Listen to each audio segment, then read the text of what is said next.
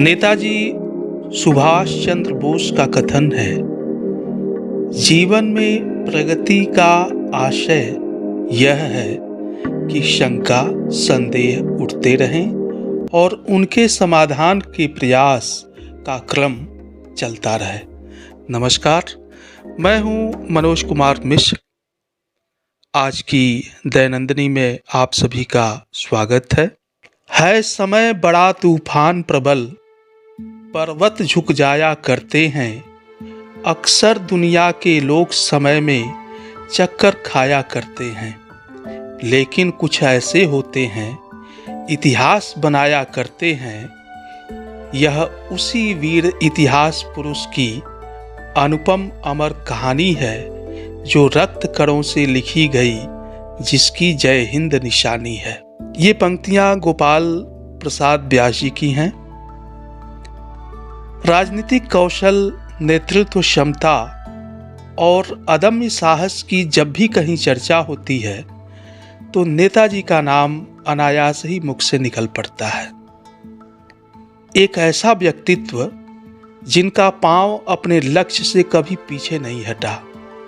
यह वही व्यक्तित्व है जो जर्मन तानाशाह हिटलर को भी प्रभावित कर उसे अपने सैनिकों को उन्हें शाही सलामी देने का आदेश देने को बाध्य कर दिया। 23 जनवरी 1897 का दिन उड़ीसा प्रांत के कटक शहर के लिए एक विशेष दिन था, जब इस महान व्यक्तित्व का जन्म हुआ।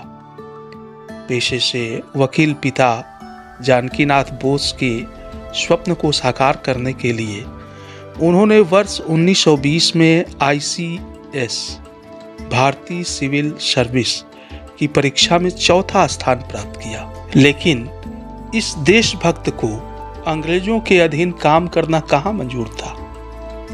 नौकरी से उन्होंने किया इनकार और कूद पड़े स्वतंत्रता संग्राम में। तुम मुझे खून दो, मैं तुम्हें आजादी दूंगा। देश की स्वतंत्रता की लड़ाई में प्रमुख भूमिका निभाते हुए उन्होंने लोगों से ये कहा था।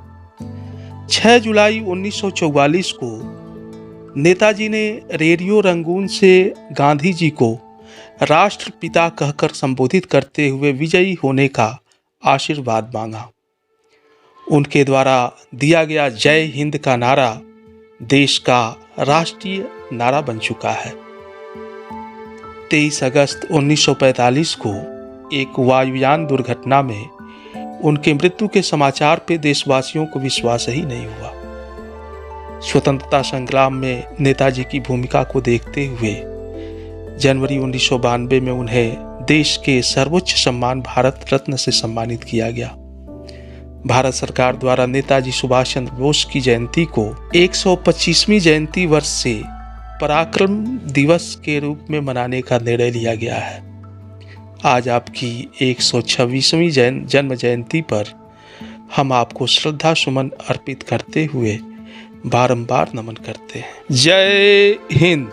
वर्ष 1814 में आज ही के दिन एक ब्रिटिश पुरातत्व शास्त्री, जिसे भारत के पुरातत्व अन्वेषण का पिता कहा जाता है, सर अलेक्जेंडर कनिंघम का जन्म हुआ था। कनिंघम ब्रिटिश सेना के बंगाल इंजीनियर ग्रुप में इंजीनियर थे, जो बाद में भारतीय पुरातत्व, ऐतिहासिक भूगोल तथा इतिहास के प्रसिद्ध विद्वान के रूप में प्रसिद्ध हुए। इनको भारतीय पुरातत्व सर्वेक्षण विभाग का जनक माना जाता है। अपने सेवा काल के प्रारंभ से ही भारतीय इतिहास में इनकी काफी रुचि थी।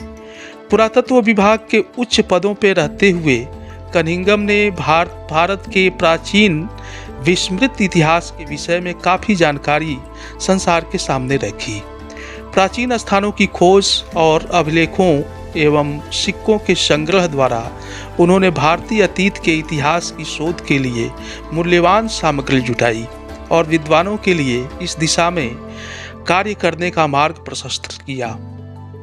कनिंघम के इस महत्वपूर्ण और परिश्रम साध्य कार्य का विवरण पुरातत्व विषयक रिपोर्टों के रूप में 23 जिल्दों में छपा, जिसकी उपादेयता आज प्रायः 1 शताब्दी के पश्चात भी वैसे ही है। आज आपकी जन्म जयंती पर आपको शत शत नमन। आज कुष्ठ निवारण अभियान दिवस है। कुष्ठ रोग यानी कोढ़ एक दीर्घकालिक रोग है जो माइक्रोबैक्टीरियम लेप्री और माइक्रोबैक्टीरियम लेप्रोमेटोसिस जैसे जीवाणुओं की वजह से होता है।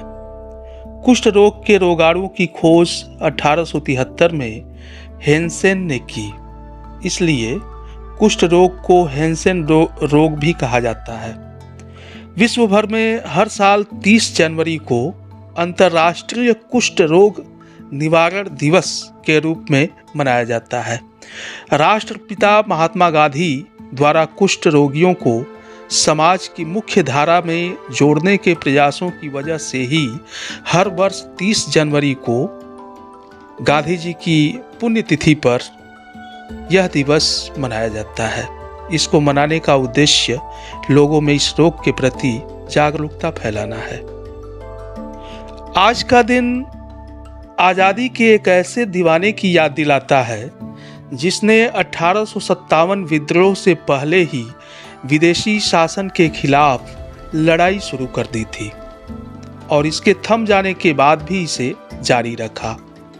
अपने जीवन के 37 साल जेल में बिताने वाले और जेल में ही अंतिम सांस लेने वाले उस आज़ादी के दीवाने का नाम है सुरेंद्र साई। 23 जनवरी वर्ष 1809 को ओडिशा के संबलपुर के उत्तर में लगभग 40 किलोमीटर दूर खिंडा नामक गांव में जन्मे सुरेंद्र साई की आज जन्म जयंती पर उन्हें शत शत नमन। अब आज का सामान्य ज्ञान। राष्ट्रीय प्रतीक। भारत की राष्ट्रीय नदी गंगा। गंगा नदी भारत की सबसे लंबी और पवित्र नदी है जो कि 2510 किलोमीटर के पहाड़ी, घाटी और मैदानी इलाकों तक फैली हुई है। प्राचीन समय से ही हिंदुओं के लिए गंगा नदी का बहुत बड़ा धार्मिक महत्व रहा है। गंगा की उत्पत्ति हिमालय में गंगोत्री ग्लेशियर के हिम क्षेत्र में भागीरथी नदी के रूप में हुई है। भारत की राष्ट्रीय मुद्रा रुपया। आधिकारिक रूप से भारत के गणराज्य की करेंसी भारतीय रुपया, जिसका ISO कोड है INR। भारतीय रुपए को देवनागरी व्यंजन और लैटिन अक्षर R से चिन्हित किया गया है। 15 जुलाई 2010 में भारत सरकार के द्वारा इसको जारी किया गया था। भारत का राष्ट्रीय वृक्ष बरगद का पेड़। यह एकता और दृढ़ता का प्रतीक है। जिस प्रकार भारत के विभिन्न धर्म व जाति के लोग एक साथ निवास करते हैं, उसी प्रकार बरगद के पेड़ की शाखाओं पर छोटे या बड़े जंतु निवास करते हैं। इस वृक्ष का हिंदू धर्म में विशेष धार्मिक महत्व है। भारत का राष्ट्रीय फल आम। आम का वैज्ञानिक नाम मैनजीफेरा इंडिका है। इसको सभी फलों में राजा का दर्जा प्राप्त है और यह भारत के राष्ट्रीय फल के रूप में अंगीकृत किया गया है। भारत का सर्वोच्च राष्ट्रीय पुरस्कार भारत रत्न। यह भारत का सर्वोच्च राष्ट्रीय पुरस्कार और सर्वोच्च नागरिक सम्मान है। भारत रत्न असाधारण कार्य करने वाले व्यक्तियों को प्रदान किया जाता है। इनमें विज्ञान, कला, साहित्य, खेल और सार्वजनिक सेवा के क्षेत्र सम्मिलित होते हैं। इस पुरस्कार की शुरुआत 2 जनवरी 1954 को भारत के तत्कालीन राष्ट्रपति डॉक्टर राजेंद्र प्रसाद जी के द्वारा की गई थी। तो आज की दैनंदिनी में इतना ही। मिलते हैं कल की विशेषताओं के साथ। बहुत बहुत धन्यवाद।